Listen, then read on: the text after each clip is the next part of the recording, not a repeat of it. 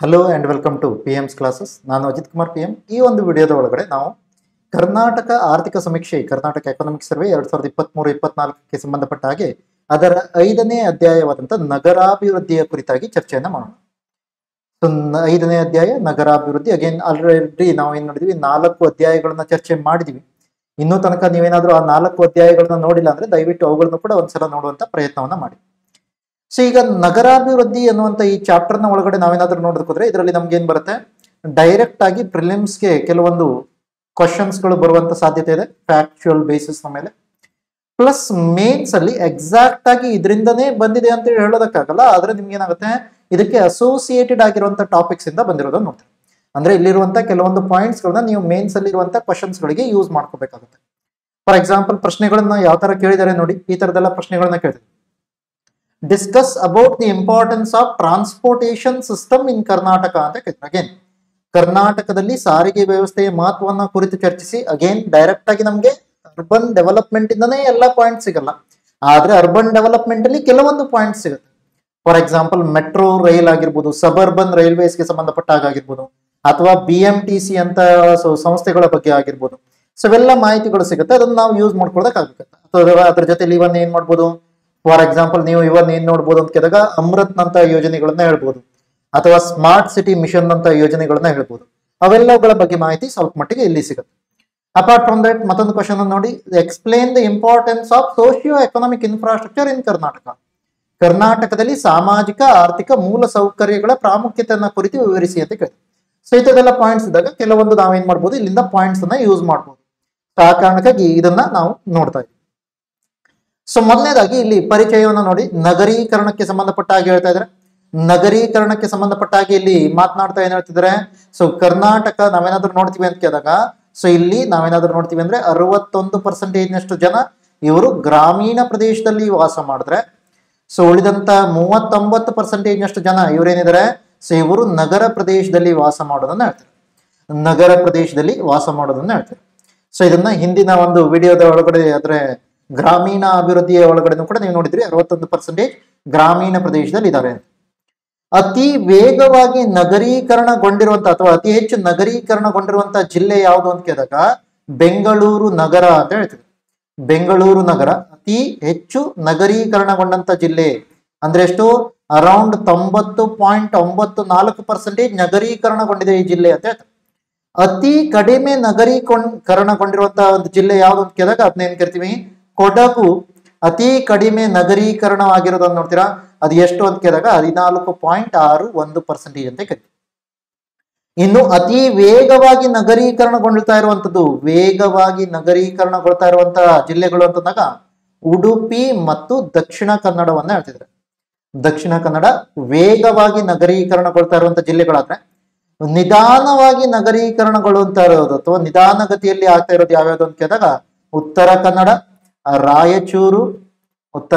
ರಾಯಚೂರು ಮತ್ತು ಗದಗ. ಇದು ನಿಧಾನಗತಿಯ ನಗರೀಕರಣವನ್ನ ಕಾಣ್ತಾ ಇರೋದನ್ನ ಹೇಳ್ತೀವಿ. ಸೊ ಇವೆಲ್ಲ ಪಾಯಿಂಟ್ಗಳು ನಿಮ್ಗೆ ಇದೆ, ಸೊ ಇಲ್ಲಿ ನೀವು ಅಬ್ಸರ್ವ್ ಮಾಡಿ. ಸೊ ಇದರ ಜೊತೆಯಲ್ಲಿ ಮತ್ತೇನನ್ನ ನೋಡ್ಬೋದು ಇಲ್ಲಿ ಅಂತ ಕೇಳಿದಾಗ ನಾವು ಕೆಲವೊಂದು ಯೋಜನೆಗಳನ್ನ ನೋಡ್ತಾ ಹೋಗ್ತೀವಿ. ಈಗ ನಗರಾಭಿವೃದ್ಧಿ ಅಂತಂದಾಗ ನಗರ ಪ್ರದೇಶದ ಒಂದು ಮೂಲ ಗುಣಲಕ್ಷಣ ಏನಪ್ಪಾ ಅಂತ ಕೇಳಿದಾಗ ಇಲ್ಲಿಯ ಜನಸಂಖ್ಯೆ ಅತಿ ಹೆಚ್ಚು, ಅಥವಾ ಇಲ್ಲಿರುವಂತಹ ಮೂಲ ಸೌಕರ್ಯದ ಮೇಲೆ ಒತ್ತಡ ಬಹಳ ಜಾಸ್ತಿ ಇರುತ್ತೆ. ಇಷ್ಟೊಂದು ಜನಸಂಖ್ಯೆ ಇದೆ ಅಥವಾ ಇಷ್ಟೊಂದು ಜನ ಇದ್ದಾರೆ ಇಲ್ಲಿ ಅಂತಂದಾಗ, ಇಷ್ಟು ಚಿಕ್ಕ ಪ್ರದೇಶದಲ್ಲಿ ಬಹಳ ಜಾಸ್ತಿ ಜನ ಇದ್ದಾರೆ ಅಂತಂದ್ರೆ ಅವರಿಗೆ ನೀವೇನ್ ಮಾಡ್ಬೇಕಾಗತ್ತೆ, ಬೇರೆ ಬೇರೆ ಮೂಲ ಸೌಕರ್ಯಗಳನ್ನು ಕೂಡ ಒದಗಿಸಿಕೊಡ್ಬೇಕಾಗತ್ತೆ. ಅದರಲ್ಲಿ ವಸತಿ ಕೂಡ ಒಂದು. ಸೊ ಆ ಕಾರಣಕ್ಕಾಗಿ ನಗರ ವಸತಿಗೆ ಸಂಬಂಧಪಟ್ಟ ಹಾಗೆ ನೋಡ್ತಾ ಇದೀವಿ. ನಗರ ವಸತಿಗೆ ಸಂಬಂಧಪಟ್ಟ ಹಾಗೆ ನಮಗೆ ಕೆಲವೊಂದು ಇಂಪಾರ್ಟೆಂಟ್ ಆದಂತ ಸಂಸ್ಥೆಗಳು ಅಂತಂದಾಗ ಒಂದು ಯಾವುದು, KHB ಅಂತ ಕರಿತೀವಿ, Karnataka housing board. Karnataka housing ಬೋರ್ಡ್ಗೆ ಸಂಬಂಧಪಟ್ಟ ಆಗಿದೆ.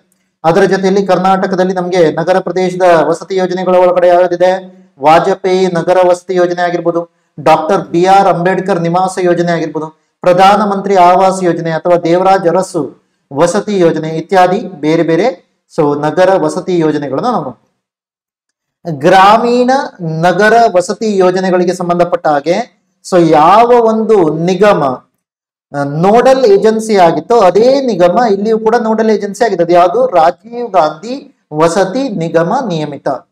ಅಂದ್ರೆ ಏನನ್ನ ನೆನ್ಪಿಟ್ಕೋಬೇಕು, ಗ್ರಾಮೀಣ ಭಾಗ ಆಗಿರ್ಬೋದು, ಅದು ನಗರ ಪ್ರದೇಶ ಆಗಿರ್ಬೋದು, ಎರಡೂ ಕಡೆಗಳಲ್ಲಿ ವಸತಿಗೆ ಸಂಬಂಧಪಟ್ಟ ಹಾಗೆ ನೋಡಲ್ ಏಜೆನ್ಸಿ ಯಾವುದು? ಅದು ರಾಜೀವ್ ಗಾಂಧಿ ವಸತಿ ನಿಗಮ ನಿಯಮಿತ. ಅವುಗಳ ಮೂಲಕನೇ ಇವೆಲ್ಲ ಬೇರೆ ಬೇರೆ ಯೋಜನೆಗಳನ್ನ ಜಾರಿಗೆ ತರ್ತೀವಿ ಅನ್ನೋದು ನೆನಪಿರ್ಬೇಕು. ಸೊ ಇದು ನಗರ ವಸತಿಗೆ ಸಂಬಂಧಪಟ್ಟ ಹಾಗೆ. ಇದಲ್ಲದೆ ಬೆಂಗಳೂರಿನಲ್ಲಿ ಸ್ಪೆಷಲ್ ಆಗಿ ನೋಡ್ತಾ ಇದೀವಿ ನೋಡಿ. ನಗರ ಅಂತಂದಾಗ ಬೇರೆ ಎಲ್ಲ ನಗರಗಳನ್ನ ಹೇಳಿದ್ವಿ, ಎಲ್ಲಾ ನಗರಗಳನ್ನ ಹೇಳಿದ್ವಿ. ಈಗ ಬೆಂಗಳೂರು ಅಂತಂದಾಗ ಇದನ್ನ ಮಹಾನಗರ ಅಂತ ಕರಿತೀವಿ ಅದಲ್ಲ. ಈಗ ಬೆಂಗಳೂರಿಗೆ ಸಂಬಂಧಪಟ್ಟ ಹಾಗೆ ಕೆಲವೊಂದು ಸಪರೇಟ್ ಆದಂತ ಯೋಜನೆಗಳಿದೆ. ಫಾರ್ ಎಕ್ಸಾಂಪಲ್, ಇಲ್ಲಿ ನಿಮ್ಗೆ ಏನಿದೆ, ಭೂಮಿ ಬಹಳ ಚಿಕ್ಕದಾಗಿದೆ ಅಥವಾ ಭೂಮಿ ಜಾಸ್ತಿಯಾಗಿ ಸಿಗ್ತಾ ಇಲ್ಲ. ಆ ಕಾರಣಕ್ಕಾಗಿ ನೀವೇನ್ ಹೇಳ್ತಾ ಇಲ್ಲ, ಇಂಡಿವಿಜುವಲ್ ಮನೆಗಳನ್ನ ಕಟ್ಟೋದಕ್ಕಾಗಲ್ಲ. ಆ ಟೈಮಲ್ಲಿ ಏನ್ ಮಾಡ್ತೀವಿ, ಬಹುಮಹಡಿ ಅಪಾರ್ಟ್ಮೆಂಟ್ ಗಳನ್ನ ಕಟ್ಟುವಂಥದ್ದು. ಆ ತರ ಲಕ್ಷ ಬಹುಮಹಡಿ ಬೆಂಗಳೂರು ವಸತಿ ಯೋಜನೆಯನ್ನ ಮಾಡ್ತೇವೆ. ಸೊ ನೀವು ನೋಡ್ಬೋದು 2011 ಜನಗಣತಿಯ ಪ್ರಕಾರ ಬೆಂಗಳೂರು ನಗರದಲ್ಲಿ ಇರುವಂತ ಜನಸಂಖ್ಯಾ ಸಾಂದ್ರತೆ ಎಷ್ಟು, ಪ್ರತಿ ಚದರ ಕಿಲೋಮೀಟರ್ಗೆ ಎಷ್ಟು ಜನ ಇದ್ದಾರೆ ಅಂತ ಕೇಳಿದಾಗ 4381. ಸೊ ಆ ಕಾರಣಕ್ಕಾಗಿ ಈ ತರದೆಲ್ಲ ಯೋಜನೆಗಳನ್ನ ಮಾಡ್ತೀವಿ. ಲಕ್ಷ ಬಹುಮಹಡಿ ಬೆಂಗಳೂರು ವಸತಿ ಯೋಜನೆ ಅಂತೇಳಿ ಮಾಡ್ತೀವಿ. ಸೊ ಅದಲ್ಲದೆ ಕರ್ನಾಟಕ ಕೊಳಚೆ ನಿರ್ಮೂಲನಾ ಮಂಡಳಿ ಅಥವಾ ಕೊಳಗೇರಿ ನಿರ್ಮೂಲನಾ ಮಂಡಳಿ ಅಂತ ಕರಿತೀವಿ. ಅಂದ್ರೆ ಏನಿದು, ಸೊ ಈಗ ಕೆಲವೊಂದು ಪ್ರದೇಶಗಳು ಇದು ಅಭಿವೃದ್ಧಿಯಲ್ಲಿ ಬಹಳ ಹಿಂದುಳಿದಿರೋದು ನೋಡಿದ್ರೆ, ನಗರ ಪ್ರದೇಶನೇ ಆದ್ರೆ ಈ ನಗರ ಪ್ರದೇಶದಲ್ಲಿ ಬಹಳ ಹಿಂದುಳಿದಿರುವಂತ ಪ್ರದೇಶಗಳನ್ನು ಕೂಡ ನೋಡ್ತೀವಿ. ಅದನ್ನ ಕೊಳಗೇರಿಗಳು ಅಂತ ಕರಿತೀವಿ. ನಾರ್ಮಲ್ ಆಗಿ ಅಲ್ಲಿ ಏನಿರುತ್ತೆ, ಮೂಲಭೂತ ಸೌಕರ್ಯಗಳ ಕೊರತೆ ಇರುತ್ತೆ. ಅವರಿಗೆ ವಸತಿ ಸರಿಯಾಗಿ ಇರಲ್ಲ, ಅಥವಾ ಅಲ್ಲಿ ಡ್ರೈನೇಜ್ ಸಿಸ್ಟಮ್, ಸೀವೇಜ್ ಸಿಸ್ಟಮ್ ಅಂದ್ರೆ ಏನು, ಒಳಚರಂಡಿ ವ್ಯವಸ್ಥೆ ಆಗಿರ್ಬೋದು, ಇವೆಲ್ಲ ಸರಿಯಾಗಿರಲ್ಲ. ಆ ಕಾರಣಕ್ಕಾಗಿ ನಿಮ್ಗೆ ಏನಾಗುತ್ತೆ, ಪ್ರಾಬ್ಲಮ್ ಆಗುತ್ತೆ. ಅಲ್ಲಿ ವಾಸಿಸುವಂತ ಜನರಿಗೆ ಬೇರೆ ಬೇರೆ ರೀತಿಯಾದಂತಹ ಕಾಯಿಲೆಗಳು ಕೂಡ ಬರುವಂತ ಸಾಧ್ಯತೆ ಇರುತ್ತೆ. ಸೊ ಅದಕ್ಕಾಗಿ ಕರ್ನಾಟಕದಲ್ಲಿ ನಾವೇನ್ ಮಾಡಿದೀವಿ, ಒಂದು ಕಾಯ್ದೆಯನ್ನ ಪಾಸ್ ಮಾಡಿದೀವಿ, ಕರ್ನಾಟಕ ಕೊಳಗೇರಿ ಪ್ರದೇಶಗಳ ಸುಧಾರಣೆ ಮತ್ತು ತೆರವು ಕಾಯ್ದೆ 1973. ಇದರ ಅಡಿಯಲ್ಲಿ ಏನ್ ಮಾಡಿದೀವಿ, 1975ರಲ್ಲಿ ಕರ್ನಾಟಕ ಕೊಳಚೆ ನಿರ್ಮೂಲನಾ ಮಂಡಳಿ ಅಂತೇಳಿ ಸ್ಥಾಪನೆ ಮಾಡಿದ್ವಿ. ಸೊ ಇದು ಕೊಳಗೇರಿ ನಿವಾಸಿಗಳಿಗೆ ಮೂಲಭೂತ ಸೌಕರ್ಯಗಳನ್ನ ಒದಗಿಸುವಂತ ಪ್ರಯತ್ನವನ್ನ ಮಾಡುತ್ತೆ. ಸೊ ಇದು ಕರ್ನಾಟಕ ಕೊಳಚೆ ನಿರ್ಮೂಲನಾ ಮಂಡಳಿ ಅಂದ್ರೆ ಏನು. ಇನ್ನು ಪ್ರಧಾನಮಂತ್ರಿ ಆವಾಸ್ ಯೋಜನೆ, ಇದರಲ್ಲಿ ನಮ್ಗೇನಿದೆ, ಗ್ರಾಮೀಣ ಭಾಗ ಅಂತೇಳಿ ಸಪರೇಟ್ ಇದೆ. ಅದೇ ರೀತಿಯಲ್ಲಿ ಮತ್ತೊಂದು ಯಾವ್ದಿದೆ, ನಗರ ಅಂತ ಹೇಳಿದೆ. ಅದರಲ್ಲಿ ನಾವೇನ್ ಮಾಡ್ತಿದೀವಿ, ಸರ್ವರಿಗೂ ಸೂರು, ಎಲ್ಲರಿಗೂ ಈ ಒಂದು ವಸತಿ ಯೋಜನೆಯನ್ನ ನೀಡುವಂತ ಪ್ರಯತ್ನವನ್ನ ಮಾಡ್ತಾ ಇದ್ದೀವಿ. ಇನ್ ನೆಕ್ಸ್ಟ್, ನಗರ ಮೂಲಭೂತ ಸೌಕರ್ಯಗಳ ಒಳಗಡೆ ಮತ್ತೆ ಬೇರೆ ಯಾವ್ಯಾವ ರೀತಿಯ ಮೂಲಭೂತ ಸೌಕರ್ಯಗಳಿದಾವೆ. ವಸತಿ ಕೂಡ ಒಂದು ರೀತಿಯ ಮೂಲಭೂತವಾದಂತ ಒಂದು ಸೌಲಭ್ಯ, ಆದ್ರೆ ಅದನ್ನ ಬಿಟ್ಟು ಬೇರೆ ಮೂಲಭೂತ ಸೌಕರ್ಯಗಳ ಬಗ್ಗೆ ಹೇಳ್ತಾ ಇದ್ವಿ. ಫಾರ್ ಎಕ್ಸಾಂಪಲ್ ಏನಿದೆ, ಕುಡಿಯುವ ನೀರು, ನೈರ್ಮಲ್ಯ, ಒಳಚರಂಡಿ ವ್ಯವಸ್ಥೆಗಳು, ವಿದ್ಯುತ್, ಅನಿಲ ವಿತರಣೆ, ನಗರ ಸಾರಿಗೆ, ಪ್ರಾಥಮಿಕ ಆರೋಗ್ಯ ಸೇವೆಗಳು ಅಥವಾ ಪರಿಸರ ನಿಯಂತ್ರಣ. ಇವೆಲ್ಲವುಗಳನ್ನ ನಾವೇನ್ ಮಾಡ್ತೀವಿ, ಮೂಲಭೂತ ಸೌಕರ್ಯಗಳ ಒಳಗಡೆ ನೋಡ್ತಾ ಹೋಗ್ತೀವಿ. ಸೊ ಇದರಲ್ಲಿ ಮೊದಲನೇದು ನೀರು ಸರಬರಾಜು ಮತ್ತು ನೈರ್ಮಲ್ಯಕ್ಕೆ ಸಂಬಂಧಪಟ್ಟ ಹಾಗೆ, ಅಗೇನ್ ಜಲ ಜೀವನ್ ಮಿಷನ್ ಅನ್ನ ಇಲ್ಲಿಯೂ ಕೂಡ ಕೋಟ್ ಮಾಡ್ಬೋದು. ಆದ್ರೆ ನಮ್ಮಲ್ಲಿ ಕೆಲವೊಂದು ಸ್ಪೆಸಿಫಿಕ್ ಆದಂತ ಸಂಸ್ಥೆಗಳಿದಾವೆ. ಆ ನಿರ್ದಿಷ್ಟವಾದಂತ ಸಂಸ್ಥೆಗಳು ಯಾವುದು ಅಂತ ಕೇಳಿದಾಗ, ಒಂದು ಕರ್ನಾಟಕ ನಗರ ನೀರು ಸರಬರಾಜು ಮತ್ತು ಒಳಚರಂಡಿ ಮಂಡಳಿ. So Karnataka urban water supply and drainage board ಅಂತ ಕರಿತೀವಿ. ಅಗೇನ್ ಇದು ಯಾವ ನಗರಗಳಿಗೆ ಈ ತರ ಸಪ್ಲೈ ಮಾಡುತ್ತೆ ಅಂತ ಕೇಳಿದಾಗ, ಬೆಂಗಳೂರನ್ನ ಬಿಟ್ಟು ಉಳಿದ ನಗರಗಳಿಗೆ ನೀರನ್ನ ಸಪ್ಲೈ ಮಾಡೋದು ಅಥವಾ ಒಳಚರಂಡಿ ವ್ಯವಸ್ಥೆಯನ್ನ ಕ್ರಿಯೇಟ್ ಮಾಡಿಕೊಡೋದು ಈ ಒಂದು KUWSDB ಯ ಕೆಲಸ. ಕರ್ನಾಟಕ ನಗರ ನೀರು ಸರಬರಾಜು ಮತ್ತು ಒಳಚರಂಡಿ ಮಂಡಳಿ ಅದು. ಬೆಂಗಳೂರನ್ನ ಬಿಟ್ಟು, ಬೆಂಗಳೂರಿಗೆ ಯಾವ್ದಿದೆ, BWSSB ಅಂತ ಕರಿತೀರ, Bengaluru water supply and sewage board ಅಂತ ಕರಿತೀವಿ. ಓಕೆ, ಬೆಂಗಳೂರಿಗೆ ಸಪರೇಟ್ ಆಗಿದೆ. ಉಳಿದಂತ ನಗರಗಳಿಗೆ ನಮ್ಗೆ ಏನ್ ನೋಡ್ತೀವಿ, ಸೊ ಈ ಕರ್ನಾಟಕ ಕುಡಿಯುವ ನೀರು ಮತ್ತು ಒಳಚರಂಡಿ ವ್ಯವಸ್ಥೆಯನ್ನ ನೋಡ್ತೀವಿ. ಇನ್ನು ಕರ್ನಾಟಕದಲ್ಲಿ ನಾವು ಮತ್ತೊಂದು ಯಾವ್ದನ್ನು ನೋಡ್ತೀವಿ, ಒಂದು ಕಾರ್ಯಕ್ರಮವನ್ನು ನೋಡ್ತೀವಿ, ಕರ್ನಾಟಕ ಸಮಗ್ರ ನಗರ ನೀರು ನಿರ್ವಹಣಾ ಹೂಡಿಕೆ ಕಾರ್ಯಕ್ರಮ ಅಂತ ಕರಿತೀವಿ. ಸೊ ಇದನ್ನ ನಾವು ನೋಡೋದಕ್ಕೆ ಹೋದ್ರೆ, ಇದನ್ನ ಏನ್ ಮಾಡಿದ್ವಿ, ಏಷ್ಯನ್ ಡೆವಲಪ್ಮೆಂಟ್ ಬ್ಯಾಂಕ್ ಇಂದ ಇದು ಸ್ಪಾನ್ಸರ್ಶಿಪ್ ಅನ್ನ ಪಡ್ಕೊಂಡಿದೆ. ಏಷ್ಯಾ ಅಭಿವೃದ್ಧಿ ಬ್ಯಾಂಕ್ ನ ನೆರವಿನ ಕಾರ್ಯಕ್ರಮ ಇದು. ಅಂದ್ರೆ ಏಷ್ಯನ್ ಡೆವಲಪ್ಮೆಂಟ್ ಬ್ಯಾಂಕ್ ಒಂದಿಷ್ಟು ಏನ್ ಮಾಡುತ್ತೆ, ಹಣಕಾಸನ್ನ ನೀಡುತ್ತೆ. ಸೊ ಇದರಲ್ಲಿ ನೀವು ನೋಡಿ, ಅರೌಂಡ್ 2584 ಕೋಟಿಗಳಷ್ಟು ಖರ್ಚಾದ್ರೆ ಅದರಲ್ಲಿ 975 ಕೋಟಿ ಏಷ್ಯಾ ಅಭಿವೃದ್ಧಿ ಬ್ಯಾಂಕ್ ಇಂದ ಬರ್ತಾ ಇದೆ. ಅಂದ್ರೆ ಅರೌಂಡ್ ಎಷ್ಟಿದೆ, ಅರೌಂಡ್ ಒಂದು 30ರಿಂದ 40% ಹತ್ರದಲ್ಲಿ ಇರೋದನ್ನ ನೋಡ್ತೇವೆ. ಅದನ್ನ ನೀವು ನೋಡಿ, ಇದು ಕರ್ನಾಟಕ ಸಮಗ್ರ ನಗರ ನೀರು ನಿರ್ವಹಣಾ ಹೂಡಿಕೆ ಕಾರ್ಯಕ್ರಮ ಅಂತ ಕರಿತೀವಿ. ನೆಕ್ಸ್ಟ್, ಬೆಂಗಳೂರು ನೀರು ಪೂರೈಕೆ ಮತ್ತೆ ಒಳಚರಂಡಿ ಮಂಡಳಿ ಅಥವಾ Bengaluru water supply and sewage board ಅಂತ ಕರಿತೀರ, BWSSB ಅಂತ ಕರಿತೀರ. ಸೊ ಇದು ಬೃಹತ್ ಬೆಂಗಳೂರು ಮಹಾನಗರ ಪಾಲಿಕೆ ಏನಿಲ್ಲ ಅದರ ವ್ಯಾಪ್ತಿಯಲ್ಲಿ ನೀರನ್ನ ಸರಬರಾಜು ಮಾಡೋದು ಮತ್ತೆ ಒಳಚರಂಡಿ ವ್ಯವಸ್ಥೆಯನ್ನು ಕೊಡುವಂತ ಪ್ರಯತ್ನವನ್ನ ಮಾಡುತ್ತೆ. ಅದರ ಜೊತೆಲಿ ಇದು ನೋ ಲಾಸ್ ನೋ ಪ್ರಾಫಿಟ್ ನ ಆಧಾರದ ಮೇಲೆ ಕೆಲಸ ಮಾಡ್ತಾ. ಅಗೇನ್ ಇಲ್ಲಿ ಟ್ರಾನ್ಸ್ಲೇಷನ್ ಆಗ್ಬೇಕಾದ್ರೆ ತಪ್ಪಾಗಿದೆ. ಅದೇನು, ನೋ ಲಾಸ್ ನೋ ಪ್ರಾಫಿಟ್ ಅಂದ್ರೆ ಇದು ಪ್ರಾಫಿಟ್ ನ ಸಲುವಾಗಿ ಇರುವಂತ ಸಂಸ್ಥೆ ಅಲ್ಲ, ಅದರ ಬದಲಾಗಿ ಏನ್ ಮಾಡುತ್ತೆ, ಸೊ ಈ ರೀತಿಯ ಒಂದು ಮೂಲ ಸೌಲಭ್ಯವನ್ನು ಒದಗಿಸುವಂತ ಪ್ರಯತ್ನವನ್ನ ಮಾಡ್ತಾರೆ. ತನಗೆ ಎಷ್ಟು ಖರ್ಚಾಗುತ್ತೋ ಅಷ್ಟನ್ನ ಜನರಿಂದ ಶುಲ್ಕವನ್ನ ಪಡ್ಕೊಳ್ಳುವಂತ ಪ್ರಯತ್ನ ಮಾಡ್ತಾರೆ. ಸೊ ಇದು BWSSB ಗೆ ಸಂಬಂಧಪಟ್ಟ.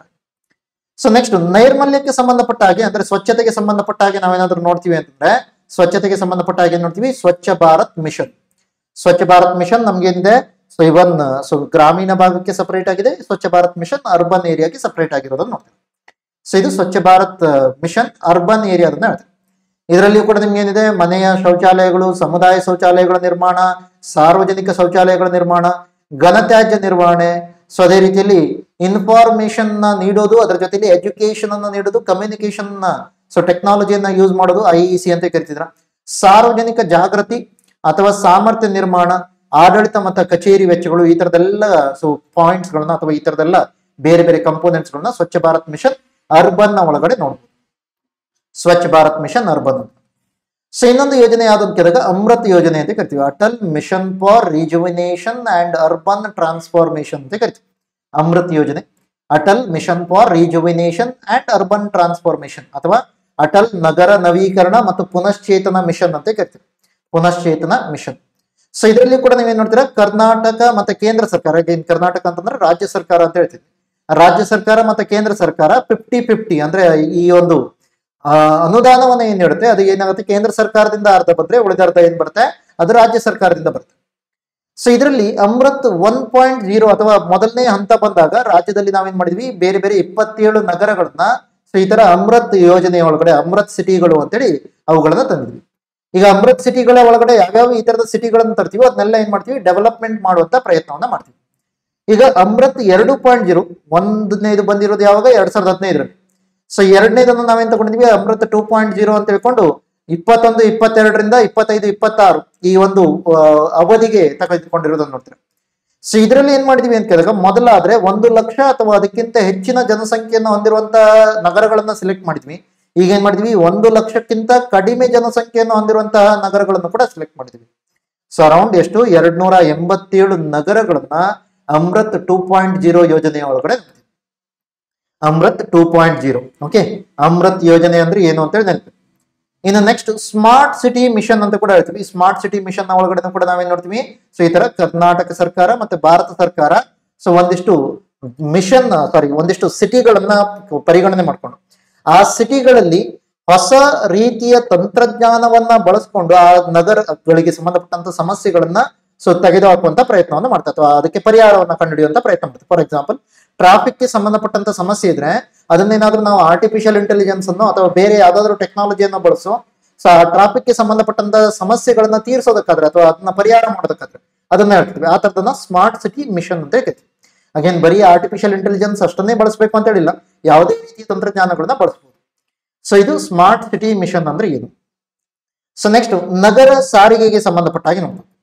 ನಗರ ಸಾರಿಗೆಗೆ ಸಂಬಂಧಪಟ್ಟ ಹಾಗೆ ಇದು ಬಹಳ ಇಂಪಾರ್ಟೆಂಟ್ ಯಾಕೆ ಆಗುತ್ತೆ ಅಂತ ಕೇಳಿದಾಗ, ಒಂದು ಜನಸಂಖ್ಯೆ ಜಾಸ್ತಿ ಇರೋದಲ್ಲ ಅಥವಾ ಅದನ್ನ ಏನ್ ಕರಿತೀವಿ ಒತ್ತಡ ಜಾಸ್ತಿ ಇರುವಂತ ಪ್ರದೇಶ. ಸೊ ಜನಸಂಖ್ಯೆ ಪ್ರೆಷರ್ ಏನಿದೆ ಇದು ಬಹಳ ಜಾಸ್ತಿ ಇದೆ, ಪಾಪ್ಯುಲೇಷನ್ ಪ್ರೆಷರ್ ಬಹಳ ಜಾಸ್ತಿ ಇರುವಂತದ್ದು.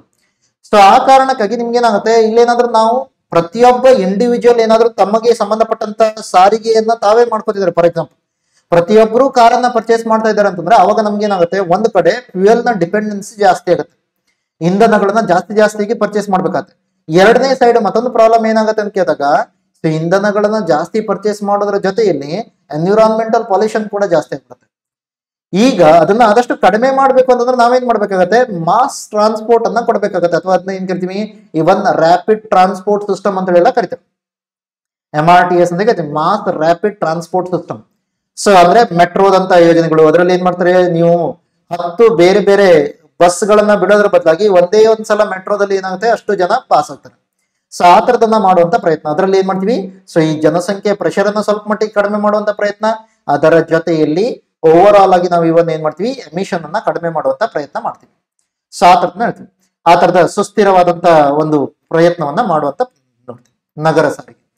ಇನ್ನು ಬೆಂಗಳೂರಿನ ಒಳಗಡೆ ನಾವೇನ್ ನೋಡ್ತೀವಿ, ಬೆಂಗಳೂರು ಸಬರ್ಬನ್ ರೈಲ್ವೆಗೆ ಸ್ಯಾಂಕ್ಷನ್ ಆಗಿರೋದನ್ನ ನೋಡ್ತೀರಾ. ನೆಕ್ಸ್ಟ್ 6 ವರ್ಷಗಳಲ್ಲಿ ಇದು ಪೂರ್ಣಗೊಳ್ಳುತ್ತೆ ಅಂತ ಕೂಡ ಹೇಳಿದ್ದಾರೆ. ಸೊ ಇಲ್ಲಿ ಯಾವ ಒಂದು ಕಂಪನಿಗೆ ಜಂಟಿ ಸಹಭಾಗಿತ್ವವನ್ನ ಕೊಟ್ಟಿದ್ವಿ ಅಂತ ಕೇಳಿದಾಗ, ಕೆ ರೈಡ್ ಅನ್ನುವಂತ ಒಂದು ಕಂಪನಿಗೆ ಜಂಟಿ ಸಹಭಾಗಿತ್ವವನ್ನ ಕೊಟ್ಟಿದ್ವಿ. ಬೆಂಗಳೂರು ಉಪನಗರ ರೈಲು ಯೋಜನೆಗೆ ಸಂಬಂಧಪಟ್ಟ ಹಾಗೆ. ಸೊ ಇನ್ನು ಬಸ್ ಆದ್ಯತಾ ಮಾರ್ಗಗಳನ್ನು ಕೂಡ ಬೇರೆ ಬೇರೆ ಪ್ರದೇಶಗಳಲ್ಲಿ ಮಾಡಿದ್ವಿ. ಇದರಲ್ಲಿ ಒಂದು ಆಲ್ರೆಡಿ ನಮಗೆ ಇದ್ದಿದ್ದು ಯಾವುದು, ಹುಬ್ಬಳ್ಳಿ ಧಾರವಾಡದಲ್ಲಿ, ಹುಬ್ಬಳ್ಳಿ ಧಾರವಾಡ. ಸೊ ಇಲ್ಲಿ ನೀವೇನಾದ್ರೂ ನೋಡ್ತೀರಾ ಅಂತಂದ್ರೆ ಇಲ್ಲಿ BRTS ಅಂತ ಹೇಳ್ಕೊಂಡು ಒಂದು ಸೊ ನಮ್ಗೆ ಬಸ್ ಆದ್ಯತಾ ಮಾರ್ಗ ಇತ್ತು, ಅಥವಾ ಅದನ್ನ ಶಿಗರಿ ಬಸ್ಗಳು ಅಂತ ಕರಿತಿದ್ವಿ, ಹೌದಲ್ವಾ. ಈಗ ಕಲಬುರಗಿ ನಗರದಲ್ಲಿ ಕೂಡ ಇದೇ ತರ ಮಾಡಿದ್ವಿ. ಅದು ಯಾವ್ದು ಅಂತ ಕೇಳಿದ್ವಿ, ಕಲ್ಯಾಣ ಮಾರ್ಗ ಅಂತೇಳಿ ಮಾಡಿದ್ವಿ. ಕಲ್ಯಾಣ ಮಾರ್ಗ ಅನ್ನುವಂತ ಸೊ ಬಸ್ ಆದ್ಯತಾ ಮಾರ್ಗವನ್ನು ಕೂಡ ಮಾಡಿದ್ವಿ. ಆ ಹೆಸರು ಏನನ್ನ ಕೊಟ್ಟಿದ್ದಾರೆ, ಯಾವ ಜಿಲ್ಲೆಯಲ್ಲಿದೆ, ಅದು ಕೂಡ ಇಂಪಾರ್ಟೆಂಟ್ ಆಗುತ್ತೆ. So prelims point of okay. So next Bengaluru metro ರೈಲು ನಿಗಮ ನಿಯಮಿತ ಅಥವಾ BMRCL ಅಂತ ಕರಿತೀರಾ. ಇದು ಕೂಡ ನಿಮ್ಗೆ ಏನ್ ಮಾಡುತ್ತೆ, ಮೆಟ್ರೋ ರೈಲು ಅತಿ ಹೆಚ್ಚು ಸೊ ಜನರನ್ನ ಒಂದು ಪ್ರದೇಶದಿಂದ ಮತ್ತೊಂದು ಪ್ರದೇಶಕ್ಕೆ ಒಯ್ಯೋದಕ್ಕೆ ಹೆಲ್ಪ್ ಮಾಡುತ್ತೆ. ಆ ಕಾರಣಕ್ಕಾಗಿ ಸೊ ಇದೇನ್ ಮಾಡುತ್ತೆ, ಸಂಚಾರದ ದಟ್ಟಣೆಯನ್ನ ಆದಷ್ಟು ಕಡಿಮೆ ಮಾಡುತ್ತೆ. ಇನ್ನೊಂದು ಕಡೆಯಲ್ಲಿ ಸೊ ಮತ್ತೆ ನಾವೇನ್ ಹೇಳ್ಬೋದು, ಸೊ ಇನ್ನೊಂದು ಕಡೆಯಲ್ಲಿ ಇವನ್ ಎಮಿಷನ್ ನ ಕಡಿಮೆ ಮಾಡೋದು ನೋಡ್ತೀರಾ, ಎಮಿಷನ್ ನ ಕಡಿಮೆ ಮಾಡುತ್ತೆ. ಇನ್ನು ಬೆಂಗಳೂರಿಗೆ ಸಂಬಂಧಪಟ್ಟ ಹಾಗೆ ಪೂರ್ತಿ ಆಡಳಿತವನ್ನ ನೋಡ್ಕೊಳ್ಳುವಂತ ಅರ್ಬನ್ ಲೋಕಲ್ ಬಾಡಿ ಅದು ಯಾವುದು ಅಂತ ಕೇಳಿದಾಗ BBMP ಅಂತ ಕರೀತಾರೆ, ಬೃಹತ್ ಬೆಂಗಳೂರು ಮಹಾನಗರ ಪಾಲಿಕೆ. ಬೃಹತ್ ಬೆಂಗಳೂರು ಮಹಾನಗರ ಪಾಲಿಕೆ.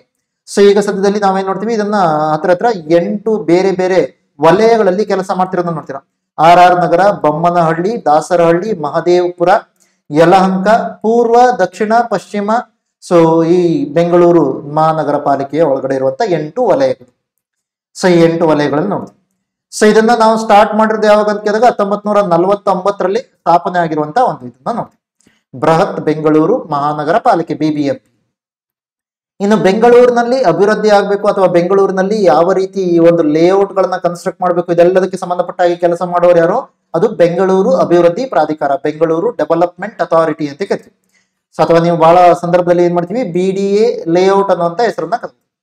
ಇತ್ತೀಚೆಗೆ ಇದು ಹೊಸ ಬಡಾವಣೆಗಳನ್ನ ಮಾಡ್ತಿದೆ. ಅದರಲ್ಲಿ ಕೆಲವೊಂದು ಯಾವುದು, ಒಂದು ನಾಡಪ್ರಭು ಕೆಂಪೇಗೌಡ ಸೊ ಬಡಾವಣೆ ಆಗಿರ್ಬೋದು. ಸೊ ಇನ್ನೊಂದು ಇವನ್ ಶಿವರಾಮ ಕಾರಂತ್ ಅವರ ಹೆಸರಿನಲ್ಲಿ ಕೂಡ ಒಂದು ಬಡಾವಣೆಯನ್ನ ಮಾಡ್ತಾ ಇದ್ದಾರೆ. ಸೊ ಈ ತರದೆಲ್ಲ ಹೊಸ ಹೊಸ ಬಡಾವಣೆಗಳನ್ನ ಮಾಡ್ತಾ ಇರೋದನ್ನ ನೋಡ್ತೀರಾ. ಇದು ಬೆಂಗಳೂರು ಅಭಿವೃದ್ಧಿ ಪ್ರಾಧಿಕಾರ. ಇನ್ನು ಕರ್ನಾಟಕದಲ್ಲಿ ಪೌರಾಡಳಿತ ಮತ್ತು ನಗರ ಸ್ಥಳೀಯ ಸಂಸ್ಥೆಗಳಿಗೆ ಸಂಬಂಧಪಟ್ಟಂತ ಆರ್ಥಿಕತೆಯನ್ನ ನೋಡ್ತೀರಾ ಅಂದ್ರೆ ಸೊ ಈಗ ನಗರ, ನಾವು ಏನು ಪಂಚಾಯತ್ ರಾಜ್ ಇನ್ಸ್ಟಿಟ್ಯೂಷನ್ ಅಂತಂದಾಗ ಗ್ರಾಮೀಣ ಪ್ರದೇಶದ ಸ್ಥಳೀಯ ಸಂಸ್ಥೆಗಳನ್ನ ನೋಡಿದ್ರೆ, ಈಗ ನಗರ ಪ್ರದೇಶಗಳು ಅಂತಂದಾಗ ನಿಮ್ಗೆ ಏನ್ ಬರುತ್ತೆ, ಮುನ್ಸಿಪಾಲಿಟಿ ಬರ್ತದೆ ಅದಲ್ವಾ, ಪೌರಾಡಳಿತ ಅಂತ ಕರಿತೀವಿ. ಸೊ ಈಗ ಮುನ್ಸಿಪಾಲಿಟಿಗಳಿಗೆ ಸಂಬಂಧಪಟ್ಟ ಹಾಗೆ ನಮ್ಗೆ ಒಂದು ನಿರ್ದೇಶನಾಲಯ ಇದೆ, ಅದನ್ನ ಏನ್ ಕರಿತೀವಿ, ಪೌರಾಡಳಿತ ನಿರ್ದೇಶನಾಲಯ. ಓಕೆ. ಸೊ ಪೌರಾಡಳಿತ ನಿರ್ದೇಶನಾಲಯ ಅಥವಾ ಡಿಪಾರ್ಟ್ಮೆಂಟ್ ಆಫ್ ಮುನ್ಸಿಪಲ್ ಅಡ್ಮಿನಿಸ್ಟ್ರೇಷನ್ ಅಂತ ಕರಿತೀವಿ. ಸೊ ಆ ತರದನ್ನ ನೋಡ್ತೀವಿ. ಸೊ ಇದು BBMP ಒಂದನ್ನ ಹೊರತುಪಡಿಸಿ ಉಳಿದೆಲ್ಲ ಆಲ್ಮೋಸ್ಟ್ ಎಷ್ಟಿದೆ, 315 ಅರ್ಬನ್ ಲೋಕಲ್ ಬಾಡೀಸ್ ಇದೆ. ಅವೆಲ್ಲವುಗಳ ದಿನನಿತ್ಯದ ಆಡಳಿತವನ್ನ ನಿಯಂತ್ರಿಸುವಂತ ನೋಡಲ್ ಸಂಸ್ಥೆಯಾಗಿ ಸೊ ಈ ಒಂದು ಪೌರಾಡಳಿತ ನಿರ್ದೇಶನಾಲಯ ಕೆಲಸ ಮಾಡುತ್ತೆ. ಸೊ ಅದು ನೆನಪಿಲ್ಲಿ ಯಾವ ಸಂಸ್ಥೆ. ಸೊ ಇದಲ್ಲದೆ ಇವನ್ ಏನ್ ಮಾಡುತ್ತೆ, ಭಾರತ್ ಬಿಲ್ ಪೇ ಸಿಸ್ಟಮ್ ಅನ್ನು ಕೂಡ, ಅಂದ್ರೆ ಇದರಲ್ಲಿ ನಾವೇನ್ ನೋಡ್ತಿದ್ವಿ, ಸೊ ಬಹಳಷ್ಟು ಈ ಸ್ವೀಕೃತಿಯ ಅಥವಾ ಈ ಸ್ವೀಕೃತಿ ಅಂದ್ರೆ ಏನು, ಇಲೆಕ್ಟ್ರಾನಿಕಲಿ ಕೆಲವೊಂದು ಪೇಮೆಂಟ್ ಅನ್ನ ಮಾಡೋದು. ಫಾರ್ ಎಕ್ಸಾಂಪಲ್ ವಾಟರ್ ಬಿಲ್ ಅನ್ನ ಪೇ ಮಾಡೋದಾಗಿರ್ಬೋದು, ಎಲೆಕ್ಟ್ರಿಸಿಟಿ ಬಿಲ್ ಅನ್ನ ಪೇ ಮಾಡೋದಾಗಿರ್ಬೋದು. ಅಗೇನ್ ಎಲೆಕ್ಟ್ರಿಸಿಟಿ ಬಿಲ್ ಡೈರೆಕ್ಟ್ ಆಗಿ ಎಸ್ಕಾಂ ಗಳಿಗೆ ಹೋಗುತ್ತೆ, ಸೊ ಇಲ್ಲಿ ಸಂಬಂಧ ಬರಲ್ಲ. ಆದ್ರೆ ಇಲ್ಲಿ ಏನಿರ್ಬೋದು, ವಾಟರ್ ಬಿಲ್ ಇರ್ಬೋದು ಅಥವಾ ಕಟ್ಟಡದ ಟ್ಯಾಕ್ಸ್ ಗಳಾಗಿರ್ಬೋದು, ಇವೆಲ್ಲವುಗಳನ್ನ ನೀವೇನ್ ಮಾಡ್ತೀರಾ, ಎಲೆಕ್ಟ್ರಾನಿಕ್ ಸೊ ಮೂಲದ ಮೂಲಕ ಇವುಗಳನ್ನ ಪೇಮೆಂಟ್ ಮಾಡೋದಕ್ಕೆ ಕೂಡ ಹೇಳ್ತಿದ್ರ. ಅದನ್ನ ಈ ಸ್ವೀಕೃತಿ ಸಿಸ್ಟಮ್ ಅಂತ ಕರಿತೀವಿ. ಅದಕ್ಕೆ ನೋಡಿ, ಭಾರತ್ ಬಿಲ್ ಪೇಮೆಂಟ್ ಸಿಸ್ಟಮ್ ಅನ್ನ ಅದ್ರ ಜೊತೆಲಿ ಇಂಟಿಗ್ರೇಟ್ ಮಾಡಿರೋದನ್ನ ಹೇಳ್ತಿದ್ರೆ, ಪಾಯಿಂಟ್ ಆಫ್ ಸೇಲ್ ಮಷೀನ್ ಗಳನ್ನ ಬಳಸ್ತಾ ಇರೋದನ್ನ ಹೇಳ್ತಾರೆ. ಅದ್ರ ಜೊತೆಲಿ ಕೆಲವೊಂದು ಈ ಆಸ್ತಿಗಳನ್ನ ನಾವೇನ್ ಮಾಡ್ತಿದ್ವಿ, ಆಸ್ತಿ ಕಣಜ ಅನ್ನುವಂತ ಒಂದು ಆಸ್ತಿಗಳ ಗಣಕೀಕರಣದ ಒಂದು ತಂತ್ರಾಂಶವನ್ನು ಕೂಡ ಸ್ಟಾರ್ಟ್ ಮಾಡಿದ್ವಿ. ಆಸ್ತಿ ಕಣಜ ಅನ್ನುವಂಥ ತಂತ್ರಾಂಶ ಇದೇನ್ ಮಾಡುತ್ತೆ, ಆಸ್ತಿಗಳನ್ನ ನೀವು ಡಿಜಿಟಲೈಸೇಷನ್ ಮಾಡೋದಕ್ಕೆ ಹೆಲ್ಪ್ ಮಾಡುತ್ತೆ. ಡಿಜಿಟಲೈಸೇಷನ್ ಅಂದ್ರೆ ಏನು, ಸೊ ಈಗ ನನ್ನ ಲ್ಯಾಂಡ್ ನ ರೆಕಾರ್ಡ್ ಅನ್ನ ನಾರ್ಮಲ್ ಆಗಿ ನಾವು ಮೊದಲು ಏನ್ ಮಾಡ್ತಿದ್ವಿ, ಅದನ್ನ ಫಿಸಿಕಲ್ ಫಾರ್ಮ್ ಅಲ್ಲಿ ಅಷ್ಟೇ ಇಟ್ಕೋತಿದ್ವಿ, ಅದಲ್ಲ. ಆ ಸಂದರ್ಭದಲ್ಲಿ ಕೆಲವೊಂದು ಸಂದರ್ಭದಲ್ಲಿ ಡುಪ್ಲಿಕೇಟ್ ಆಗುವಂತ ಸಾಧ್ಯತೆಗಳು ಕೂಡ ಇರುತ್ತೆ. ಆದ್ರೆ ಈಗ ನಿಮ್ಗೆ ಏನಾಗುತ್ತೆ, ಅದು ಗಣಕೀಕರಣ ಆಗೋದ್ರಿಂದಾಗಿ ಆ ತರದ ಪ್ರಾಬ್ಲಮ್ಗಳು ಆದಷ್ಟು ಕಡಿಮೆ ಆಗುತ್ತೆ. ಸೊ ಇದಲ್ಲದೆ ಬಹಳಷ್ಟು ಬೇರೆ ಬೇರೆ ತಂತ್ರಜ್ಞಾನಗಳನ್ನು ಕೂಡ ಬಳಸುವಂತ ಪ್ರಯತ್ನ ಮಾಡ್ತಿದ್ವಿ. ಫಾರ್ ಎಕ್ಸಾಂಪಲ್ GIS ಅಂದ್ರೆ ಗ್ಲೋಬಲ್ ಇನ್ಫಾರ್ಮೇಶನ್ ಸಿಸ್ಟಮ್ ಆಧಾರಿತ ಆಸ್ತಿ ಸರ್ವೆ ಮಾಡೋದಾಗಿರ್ಬೋದು, ಅಥವಾ 3D ಡ್ರೋನ್ ತಾಂತ್ರಿಕತೆಯನ್ನ ಸೊ ಅಳವಡಿಸೋದಕ್ಕಾಗಿರ್ಬೋದು, ಮ್ಯಾಪ್ ಸೊ ಅಥವಾ ಈ ರೀತಿ ಸರ್ವೆಯನ್ನ ಮಾಡ್ಬೇಕಾದ್ರೆ ಸೊ ಈ ತರದೆಲ್ಲ ಮಾಡುವಂತ ಪ್ರಯತ್ನಗಳನ್ನ ಮಾಡ್ತಾ ಇದ್ದಾರೆ ಅಂತ ಹೇಳ್ತಾರೆ. ಸೊ ಇದೆಲ್ಲ ಪೌರಾಡಳಿತ ಇಲಾಖೆಯಿಂದ ಏನೇನ ಮಾಡ್ತಾ ಇದ್ದಾರೆ. ಇನ್ನು ಅರ್ಬನ್ ಲೋಕಲ್ ಬಾಡೀಸ್ಗೆ ಯಾವ ರೀತಿಯ ಹಣಕಾಸು ಬರುತ್ತೆ ಅಂತ ಕೇಳಿದಾಗ 15ನೇ ಹಣಕಾಸು ಆಯೋಗದ ಅಡಿಯಲ್ಲಿ ಇಲ್ಲಿಯೂ ಕೂಡ ನಿಮ್ಗೆ ಏನ್ ಬರುತ್ತೆ, ಸೊ 2 ಭಾಗಗಳಲ್ಲಿ ಬರುತ್ತೆ. ಒಂದು ನಿರ್ಬಂಧಿತ ಅನುದಾನ, ಇನ್ನೊಂದು ಅನಿರ್ಬಂಧಿತ ಅನುದಾನ ಅಂತ ಕರಿತೀವಿ. ನಿರ್ಬಂಧಿತ ಅನುದಾನ ಅಂದ್ರೆ 60%, ಇದನ್ನ ಏನ್ ಮಾಡ್ಬೇಕು, ಕುಡಿಯುವ ನೀರು ಸರಬರಾಜು ಮತ್ತು ಘನತ್ಯಾಜ್ಯ ನಿರ್ವಹಣೆಗೆ ಸಮಾನವಾಗಿ ಬಳಸಬೇಕು. ಅಂದ್ರೆ 30% ಕುಡಿಯುವ ನೀರು ಸರಬರಾಜಿಗೆ ಹೋಗ್ಬೇಕು, 30% ಘನತ್ಯಾಜ್ಯ ನಿರ್ವಹಣೆಗೆ ಬರಬೇಕು ಅಂತ. ಇನ್ನುಳಿದಂತ 40% ಅನ್ನ ಇದನ್ನ ಏನ್ ಮಾಡ್ಬೋದು, ಬೇರೆ ಯಾವ್ದಕ್ಕಾದ್ರೂ ಬಳಸಬಹುದು. ಅದನ್ನ ಇವ್ರೇನ್ ಹೇಳ್ತಾರೆ, 12ನೇ ಅನುಸೂಚಿಯಲ್ಲಿ ಪ್ರತಿಪಾದಿಸಲಾದಂತ ಇತರ ಮೂಲ ಸೌಕರ್ಯಗಳಿಗೆ ಬಳಸಬಹುದು ಅಂತ ಹೇಳ್ತಾರೆ. ಹಾಗೆ ನೀವು 12ನೇ ಅನುಸೂಚಿಯಲ್ಲಿ ಏನೇನಿದೆ ಎಲ್ಲವನ್ನ ನೋಡೋ ಅವಶ್ಯಕತೆ ಇಲ್ಲ, ಆದ್ರೆ ಬೇರೆ ಮೂಲ ಸೌಕರ್ಯಗಳಿಗೆ ಬಳಸಬಹುದು ಅನ್ನೋದು ನಿಮ್ಗೆ ನೆನಪಿರಲಿ. ಇನ್ನು ಘನತ್ಯಾಜ್ಯ ನಿರ್ವಹಣೆಗೆ ಸಂಬಂಧಪಟ್ಟ ಹಾಗೆ ನೀವು ನೋಡೋದಕ್ಕೋದ್ರೆ ಕರ್ನಾಟಕದಲ್ಲಿ ನಮ್ಗೆ ಅದರಲ್ಲಿ ಕೂಡ ಈ ಅರ್ಬನ್ ಏರಿಯಾ ಏನಿಲ್ಲ, ಇಲ್ಲಿ ನಾರ್ಮಲ್ ಆಗಿ ಏನಾಗುತ್ತೆ, ಘನತ್ಯಾಜ್ಯದ ಪ್ರಾಬ್ಲಮ್ಗಳನ್ನ ಕಾಣ್ತೇವೆ. ಸೊ ಇದರಲ್ಲಿ ಕೆಲವೊಂದು ಸಂದರ್ಭದಲ್ಲಿ ಏನಾಗುತ್ತೆ, ತ್ಯಾಜ್ಯವನ್ನ ಯಾರು ಉತ್ಪಾದನೆ ಮಾಡ್ತಾರೋ ಅವರು ಸರಿಯಾಗಿ ಅದನ್ನ ಸಂಸ್ಕರಣೆ ಮಾಡದೇ ಇದ್ದಂತ ಸಂದರ್ಭದಲ್ಲಿ ಅಥವಾ ವಿಂಗಡಣೆ ಮಾಡದೇ ಇದ್ದಂತ ಸಂದರ್ಭದಲ್ಲಿ ಅವೆಲ್ಲ ಅವೈಜ್ಞಾನಿಕ ವಿಧಾನದಲ್ಲಿ ನೀವು ಈ ತರ ಮಾಡಿದಾಗ ಕೆಲವೊಂದು ತ್ಯಾಜ್ಯ ನಿರ್ವಹಣೆಯನ್ನ ಮಾಡೋದಕ್ಕೆ ಆಗದೇ ಇರುವಂತ ಪರಿಸ್ಥಿತಿ ಬಂದ್ಬಿಡುತ್ತೆ. ಸೊ ಆ ಕಾರಣಕ್ಕಾಗಿ ಇವ್ರು ಹೇಳ್ತಾರೆ ನೋಡಿ, ಇಲ್ಲಿ ಏನ್ ಹೇಳ್ತಿದ್ದಾರೆ ನೋಡಿ. ಸೊ ಒಂದು ಇದರಿಂದ ಘನತ್ಯಾಜ್ಯ ನಿರ್ವಹಣೆ ಯಾಕೆ ಇದರ ಒಂದು ಪ್ರಾಬ್ಲಮ್ ಆಗಿದೆ ಅಂತ ಕೇಳಿದಾಗ, ಒಂದು ಕ್ಷಿಪ್ರವಾದಂತ ನಗರೀಕರಣ, ತ್ಯಾಜ್ಯದ ವೈವಿಧ್ಯಮಯವಾದಂತ ಸ್ವಭಾವ, ಸಾರ್ವಜನಿಕರಲ್ಲಿ ಮತ್ತು ಇತರೆ ಪಾಲುದಾರರಲ್ಲಿ ಅರಿವಿನ ಕೊರತೆ, ಸೂಕ್ತವಾದಂತ ಮೂಲ ಸೌಕರ್ಯಗಳ ಕೊರತೆ, ತ್ಯಾಜ್ಯ ನಿರ್ವಹಣೆ ವಿಘಟಿತ ಮತ್ತು ಅವೈಜ್ಞಾನಿಕ ವಿಧಾನಗಳು, ಇವೆಲ್ಲ ಕಾರಣಕ್ಕಾಗಿ ತ್ಯಾಜ್ಯ ನಿರ್ವಹಣೆಯನ್ನೇ ಮಾಡೋದಕ್ಕೆ ಆಗದಿರುವಂತ ಒಂದು ಪರಿಸ್ಥಿತಿ ಬಂದಿದೆ ಅಂತ ಹೇಳ್ತಾರೆ. ಇದು ಘನತ್ಯಾಜ್ಯ ನಿರ್ವಹಣೆಗೆ ಸಂಬಂಧಪಟ್ಟಾಗ ಏನೇನು ಚಾಲೆಂಜಸ್ ಇದೆ ಅಂತ ಹೇಳ್ತಾರೆ. ಹಾಗಾದ್ರೆ ಈಗ ಏನ್ ಮಾಡ್ತಿದ್ರೆ, ಘನತ್ಯಾಜ್ಯಗಳ ಸಂಗ್ರಹಣೆ, ಪ್ರತ್ಯೇಕತೆ, ಸಾಗಣೆ, ಸಂಸ್ಕರಣೆ, ವಿಲೇವಾರಿ, ಇದೆಲ್ಲದಕ್ಕೆ ಸಂಬಂಧಪಟ್ಟ ಹಾಗೆ ಮೂಲ ಸೌಕರ್ಯಗಳ ಅಭಿವೃದ್ಧಿ ಏನಿದೆಯಲ್ಲ, ಇದಕ್ಕೆಲ್ಲ ಏನಾಗುತ್ತೆ, ಮುನ್ಸಿಪಾಲಿಟಿ ಅಥವಾ ನಗರ ಸ್ಥಳೀಯ ಸಂಸ್ಥೆಗಳು ಅಥವಾ ಪುರಸಭೆಗಳು ಇದಕ್ಕೆ ಇದನ್ನ ಏನಾಗಿರ್ತಾರೆ, ರೆಸ್ಪಾನ್ಸಿಬಿಲಿಟಿ ಅಂತ ತಗೋಬೇಕು. ಅದ್ರ ಜೊತೆಲಿ ನಮ್ಗೆ ಇವೆಲ್ಲ ರೂಲ್ಸ್ ಅನ್ನ ಎಲ್ಲಿ ಕೊಟ್ಟಿದ್ದಾರೆ ಅಂತ ಕೇಳಿದಾಗ, ಸಾಲಿಡ್ ವೇಸ್ಟ್ ಮ್ಯಾನೇಜ್ಮೆಂಟ್ ರೂಲ್ಸ್ 2016 ಅನ್ನುವಂಥದ್ರಲ್ಲಿ ಕೊಟ್ಟಿದ್ದಾರೆ. 2016 ಘನತ್ಯಾಜ್ಯ ನಿರ್ವಹಣೆ ನಿಯಮಗಳು ಅಂತ ಕೊಟ್ಟಿದ್ದಾರೆ. ಸೊ ಏನ್ ನೆನಪಿರ್ಲಿ, ಇದು ನಿಮ್ಗೆ ಏನಾಗುತ್ತೆ, ಮೇನ್ಸ್ಗೆ ಸಂಬಂಧಪಟ್ಟ ಹಾಗೆ ಕೇಳಿದಾಗ ಸ್ವಲ್ಪ ಇಂಪಾರ್ಟೆಂಟ್ ಆಗುತ್ತೆ. ಕೆಲವೊಂದು ಸಂದರ್ಭದಲ್ಲಿ ಈ ತರ ಪ್ರಶ್ನೆಗಳನ್ನು ಕೂಡ ಕೇಳಿದ್ದಾರೆ. ಬೆಂಗಳೂರಿನಲ್ಲಿ ಯಾವ ತರ ಪ್ರಾಬ್ಲಮ್ ಇದೆ ಇದನ್ನು ಅಂತ ಕೂಡ ಕೇಳಿದ್ದಾರೆ. ಸೊ ಇದು ಘನತ್ಯಾಜ್ಯ ನಿರ್ವಹಣೆಗೆ ಸಂಬಂಧಪಟ್ಟ ಹಾಗೆ. ಇನ್ನು ಅಸಮತೋಲನ ಬೆಳವಣಿಗೆ ಅಂದ್ರೆ ಇದು ನಗರ ಪ್ರದೇಶದಲ್ಲಿ ನಿಮ್ಗೆ ಪ್ರಾದೇಶಿಕ ಅಸಮತೋಲನಗಳನ್ನ ಇರೋದನ್ನ ನೋಡ್ತಾರೆ. ಆದ್ರೆ ಇಲ್ಲಿ ಹೇಳ್ತಾ ಇರೋದು ಏನು ಅಂತ ಕೇಳಿದಾಗ, ನಗರ ಪ್ರದೇಶ ಮತ್ತೆ ಉಳಿದಂತ ಪ್ರದೇಶಗಳಿಗೂ ಕೂಡ ಇರುವಂತ ಏನಿದೆ ಅಸಮತೋಲನವನ್ನ ಹೇಳ್ತಾರೆ. ಎರಡು ರೀತಿ ಹೇಳ್ತಿದ್ರು ನೋಡಿ. ಒಂದು ನಗರ ಪ್ರದೇಶದಲ್ಲೇ ಇರುವಂತ ಅಸಮಾನತೆಗಳು, ಇನ್ನು ಪ್ರಾದೇಶಿಕ ಅಸಮಾನತೆಗಳು. ಅಂದ್ರೆ ಏನು, ಕೆಲವೊಂದು ಪ್ರದೇಶ ಅದು ಮುಂದಿದೆ, ಅಭಿವೃದ್ಧಿಯಲ್ಲಿ ಮುಂದಿದೆ, ಅದು ಮತ್ತೊಂದು ಮುಂದಕ್ಕೆ ಹೋಗ್ತಾ ಹೋಗುತ್ತೆ. ಕೆಲವೊಂದು ಪ್ರದೇಶ ಅಭಿವೃದ್ಧಿಯಲ್ಲಿ ಹಿಂದಿದೆ, ಅದು ಮತ್ತೆ ಹಿಂದಕ್ಕೆ ಉಳಿಯುತ್ತಾ. ಸೊ ಆ ಥರದನ್ನು ಕೂಡ ನೀವು ಇಲ್ಲಿ ಅಬ್ಸರ್ವ್ ಮಾಡ್ಬೋದು. ಸೊ ಅದನ್ನು ಕೂಡ ನೀವು ಒಂದು ರೀತಿಯ ಪ್ರಾಬ್ಲಮ್ ನಗರ ಪ್ರದೇಶಗಳಿಗೆ ಸಂಬಂಧಪಟ್ಟ ಹಾಗೆ ಅಂತ ಹೇಳ್ಬೋದು. ಇನ್ನು ಈ ತ್ಯಾಜ್ಯಕ್ಕೆ ಸಂಬಂಧಪಟ್ಟ ಹಾಗೆ ಕೂಡ ನಮಗೆ ಪ್ರಾಬ್ಲಮ್ ಇದೆ. ಈ ತ್ಯಾಜ್ಯ ಅಂತಂದಾಗ ಅದೇನಾಗಿರ್ಬೋದು, ಪ್ಲಾಸ್ಟಿಕ್ಗಳಾಗಿರ್ಬೋದು, ಲೋಹಗಳಾಗಿರ್ಬೋದು, ಕ್ಯಾಥೋಡ್ ರೇ ಟ್ಯೂಬ್ಗಳಾಗಿರ್ಬೋದು, ಅಂದ್ರೆ ಓವರ್ ಆಲ್ ಇಲೆಕ್ಟ್ರಾನಿಕ್ ತ್ಯಾಜ್ಯಗಳ ಬಗ್ಗೆ ಮಾತಾಡ್ತಿದ್ರು. ಸೊ ಅದರ ಜೊತೆಲಿ ಇದರಲ್ಲಿ ಬಹಳಷ್ಟು ಬೇರೆ ಬೇರೆ ರೀತಿಯಾದಂತ ನಮ್ಗೆ ಏನಿರ್ಬೋದು, ಸೊ ಮೌಲ್ಯಯುತವಾದಂತ ಲೋಹಗಳು ಇರ್ಬೋದು. ಫಾರ್ ಎಕ್ಸಾಂಪಲ್ ತಾಮ್ರ, ಬೆಳ್ಳಿ, ಚಿನ್ನ, ಪ್ಲಾಟಿನಂ ಈ ತರದ್ದು ಇರ್ಬೋದು. ಅಥವಾ ಕೆಲವೊಂದು ನಮ್ಗೇನಿರ್ಬೋದು, ಇವನ್ ಕೆಲವೊಂದು ವಿಷಕಾರಿ ವಸ್ತುಗಳು ಕೂಡ ಇರ್ಬೋದು. For example liquid crystal, lithium, ಪಾದರಸ, ನಿಕ್ಕಲ್, ಸೆಲೆನಿಯಂ, ಪ್ಲಾರಿಕ್ಲೋರಿನೇಟೆಡ್ ಬೈಫಿನಾಲ್ಸ್ ಆಗಿರ್ಬೋದು, arsenic, barium, brominate, so fire extinguisher ಆಗಿರ್ಬೋದು, ಕ್ಯಾಡ್ಮಿಯಂ ಆಗಿರ್ಬೋದು, ಕ್ರೋಮ್, ಕೋಬಾಲ್ಟ್, ಸೊ ಈ ತರದೆಲ್ಲ ಕಾಣ್ಬೋದು. ಸೊ ಈ ತ್ಯಾಜ್ಯವನ್ನ ನಾವೇನಾದ್ರೂ ಈ ತ್ಯಾಜ್ಯವನ್ನ ನಾವು ಸಂಸ್ಕರಣೆ ಮಾಡ್ತೀವಿ ಅಂತಂದ್ರೆ ಅದು ಕೂಡ ಒಂದು ರೀತಿಯ ಪ್ರಾಬ್ಲಮ್. ಅದನ್ನ ಜೊತೆಯಲ್ಲಿ ನಾವು ಇತ್ತೀಚಿನ ದಿನದಲ್ಲಿ ನೋಡ್ತಾ ಇರೋದೇನೋ, ಸೊ ಭಾರತದಂತ ಹಿಂದುಳಿದ ದೇಶಗಳಲ್ಲಿ ನಾವು ನಾರ್ಮಲ್ ಆಗಿ ನೋಡ್ತೀವಿ, ಈ ತ್ಯಾಜ್ಯಗಳನ್ನ ವಿಘಟನೆ ಮಾಡೋದಕ್ಕೆ ವೈಜ್ಞಾನಿಕ ಮಾದರಿಯನ್ನ ಬಳಸಲ್ಲ. ಫಾರ್ ಎಕ್ಸಾಂಪಲ್, ಈಗ ಸಪೋಸ್ ಥಿಂಕ್ ಮಾಡಿ, ಯಾವುದೋ ಒಬ್ಬ ವೇಸ್ಟ್ ಪಿಕ್ಕರ್ ಅಥವಾ ಸೊ ಈ ರೀತಿ ಕಸವನ್ನ ಒಟ್ಟುಗೂಡಿಸುವಂತ ವ್ಯಕ್ತಿ ಹೋಗ್ತಾನೆ ಅಂತಂದ್ರೆ, ಅವರು ಮಾಸ್ಕ್ ಅನ್ನ ಹಾಕಿರಲ್ಲ ಅಥವಾ ಕೈಗಳಿಗೆ ಯಾವುದೇ ರೀತಿಯಾದಂತ ಪ್ರೊಟೆಕ್ಷನ್ ಇರಲ್ಲ.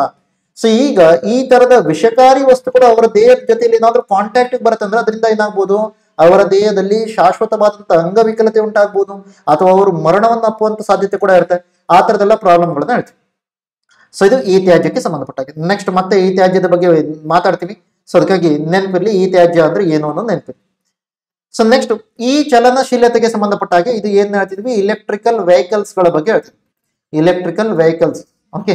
ಸೊ ಇಲೆಕ್ಟ್ರಿಕಲ್ ವೆಹಿಕಲ್ಸ್ ಗಳ ಪ್ರಕಾರ ನೀವೇನಾದ್ರು ನೋಡೋದಕ್ಕೋದ್ರೆ ಸಾರಿಗೆ ಕ್ಷೇತ್ರದಲ್ಲಿ ಆಲ್ಮೋಸ್ಟ್ ನಾವೇನ್ ಮಾಡ್ತೀವಿ, ಫಾಸಿಲ್ ಫ್ಯೂಯಲ್ ನ ಎನರ್ಜಿ ಮೇಲೆ ಡಿಪೆಂಡ್ ಆಗಿರೋದ್ರಿಂದಾಗಿ ಆಲ್ಮೋಸ್ಟ್ 18% ಅಷ್ಟು ನಮ್ಗೆ ಏನಾಗಿದೆ, ಸಾರಿಗೆ ಕ್ಷೇತ್ರಕ್ಕಾಗಿ ಶಕ್ತಿಯನ್ನ ಬಳಕೆ ಮಾಡ್ತೀವಿ ಅಂತ ಹೇಳ್ತೀವಿ.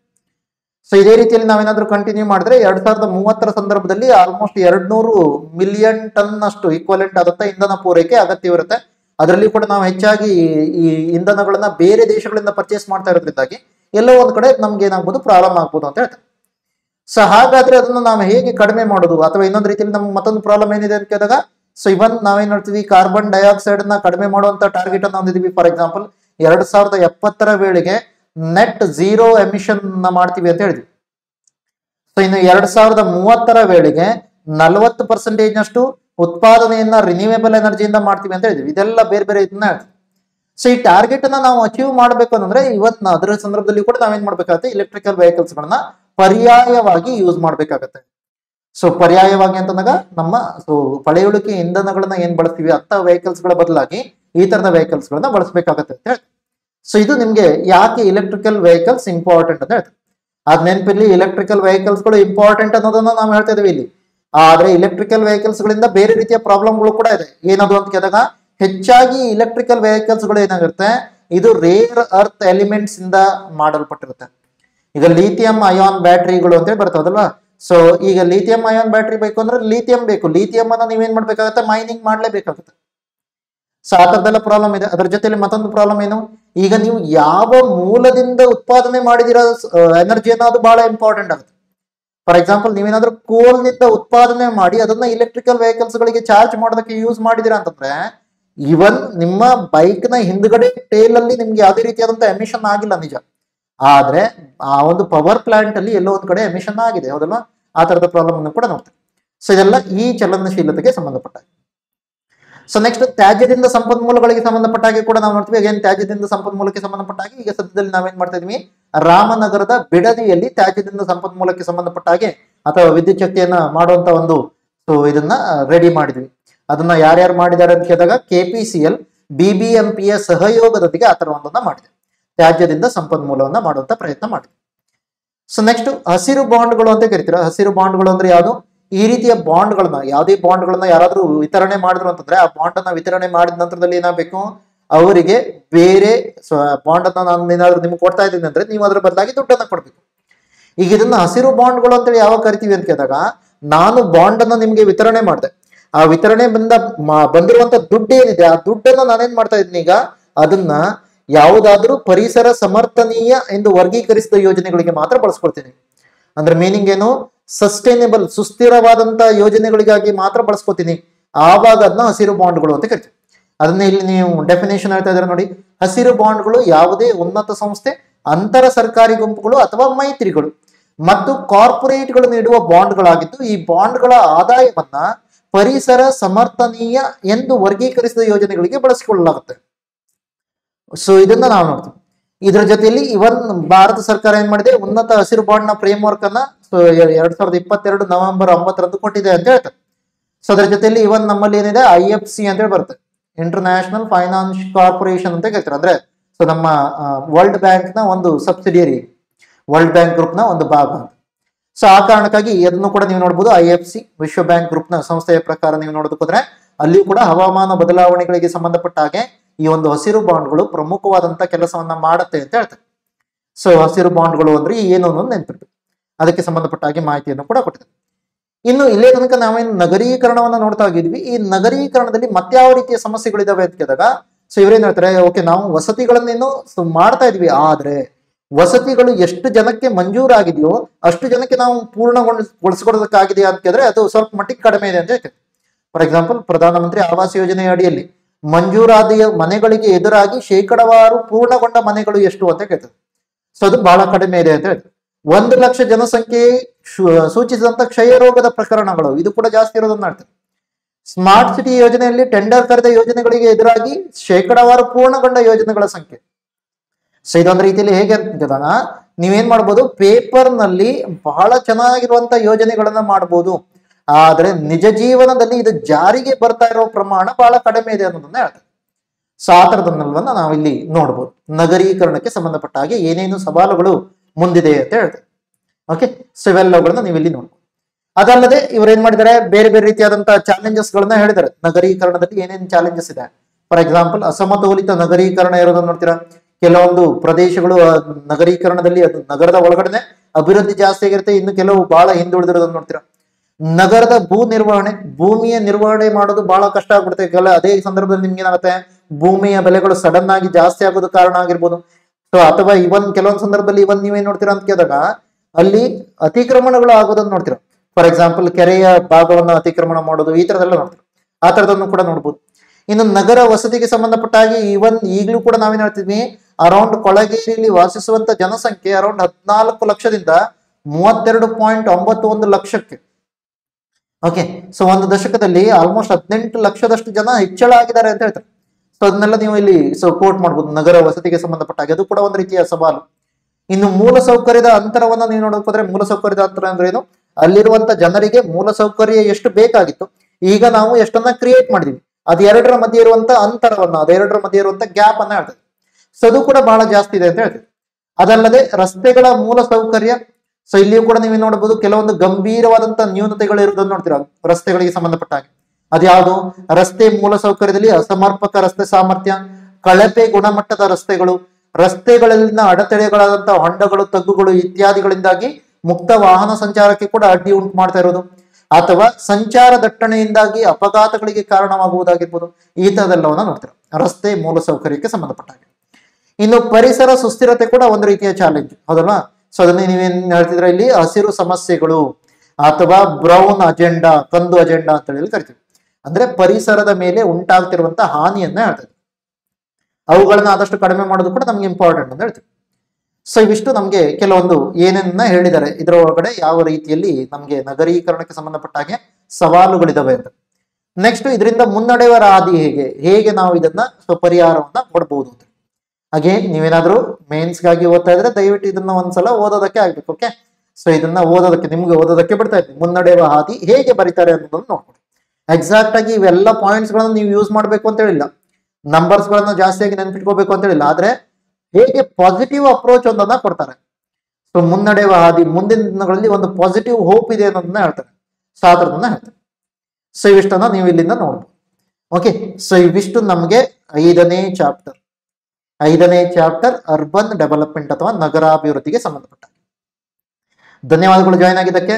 ಸೊ ನೀವು ನೋಡ್ತಾ ಇರ್ಬೋದು ಆಲ್ರೆಡಿ ಬೆವರು ಹಿಡಿತಾ ಇದೆ, ಯಾಕೆಂದ್ರೆ ಪವರ್ ಇಲ್ಲ. ಸೊ ಈಗ ನಾನು ಮೊದಲೇ ಹೇಳಿದ್ದೀನಿ ನಿಮ್ಗೆ, ಈ ತರ ಕೆಲವೊಂದು ಪಾಯಿಂಟ್ಸ್ ಗಳು ಇರುತ್ತೆ. ಫಾರ್ ಎಕ್ಸಾಂಪಲ್ ಇದನ್ನ ಮಾಡಬಾರ್ದು ಅನ್ನೋದಕ್ಕೆ, ಈ ವಿಡಿಯೋವನ್ನ ಮಾಡಬಾರ್ದು ಅನ್ನೋದಕ್ಕೆ ನನಗೆ 1000 ರೀಸನ್ಸ್ ಇರ್ಬೋದು, ಆದ್ರೂ ಮಾಡಬೇಕು ಅನ್ನೋ ಒಂದೇ ಒಂದು ರೀಸನ್ ಇಂದಾಗಿ ಮಾಡ್ತಾ ಇದ್ದೀನಿ. ನೀವು ಕೂಡ ಇದನ್ನ ಅದೇ ರೀತಿಯಲ್ಲಿ ಸ್ವೀಕಾರ ಮಾಡ್ಕೊಂಡು ಇದರಿಂದ ನಿಮ್ಗೆ ಏನಾಗ್ಬೇಕು, ಸೊ ಇದು ಎಕ್ಸಾಮ್ ಅಲ್ಲಿ ಹೆಲ್ಪ್ ಮಾಡೋ ತರ ಆಗಿರ್ಬೇಕು.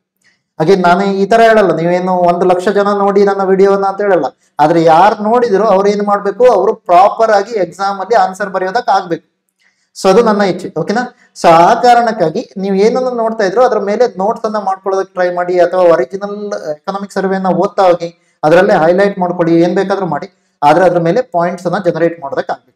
ಅಲ್ಲಿಯ ಕೆಲವೊಂದು ಪಾಯಿಂಟ್ಸ್ ಗಳನ್ನ ನೀವು ಯೂಸ್ ಮಾಡ್ಕೊಳ್ಳೋದಕ್ಕೆ ಆಗ್ಬೇಕು. ಓಕೆನಾ? ಧನ್ಯವಾದಗಳು ಜಾಯ್ನ್ ಆಗಿದ್ದಕ್ಕೆ. ಮತ್ತೆ ಸಿಗೋಣ ನೆಕ್ಸ್ಟ್ ವಿಡಿಯೋದಲ್ಲಿ. ಅಲ್ಲಿ ತನಕ ಎಲ್ಲರೂ ಕೂಡ ಆರಾಮಾಗಿರಿ. Take care, bye bye and see you.